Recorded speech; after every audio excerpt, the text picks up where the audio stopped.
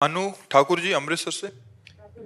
राधे राधे महाराज जी। महाराज जी, आपके सत्संग से पता चला कि हमारी अंतिम मंजिल मृत्यु ही है, तो आत्मा सिर्फ परमात्मा की प्राप्ति के लिए ही आती है क्या महाराज जी? और जब उसे मार्ग यहाँ ज्ञान चूंकि नहीं हम होता फंस गए हैं ना, तो हमको सुअर कुत्ता बनने पर ज्ञान नहीं हो सकता, भूत बनने पर भजन नहीं कर सकते, पशु पक्षी नाना प्रकार की योनियां हम भजन नहीं, भजन करने के लिए, भगवत प्राप्ति के लिए, आत्मज्ञान के लिए मनुष्य योनि है।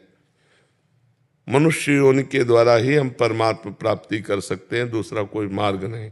तो भगवान ने कृपा करके हमको मनुष्य देह दी है कि हम अपने सतमार्ग में चलकर भगवान को प्राप्त कर लें।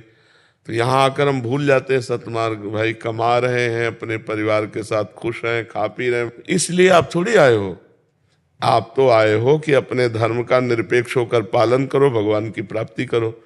तो ये लक्ष्य तो जल्दी समझ में आता नहीं है। अब परिवार के मोह में, संसार के राग में, अभी सोचो कितना संघर्ष है मनुष्य जीवन में। आज आप स्वस्थ हो, आपका दिमाग काम कर रहा है, आपके नेत्र काम कर रहे हैं, आप कान से सुन सकते हो, तो आप अपना उद्धार कर लो। नहीं, कल मनुष्य शरीर में ही ऐसी समस्या आ सकती है कि आप भजन नहीं कर पाओगे। जब शरीर में पीड़ा होती है तो शरीर का चिंतन होता है, भगवान का चिंतन नहीं होता। कोई घटना घट जाए तो उसी का चिंतन होता है, भगवान का चिंतन नहीं होता।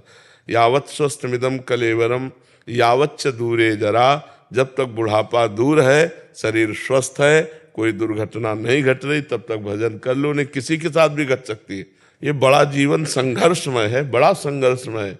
तो कैसी कैसी परिस्थितियां संसार में आनी है, इन्हीं से मुक्त होने के लिए हमें नाम जप, भगवान का आश्रय और धर्म से चलो।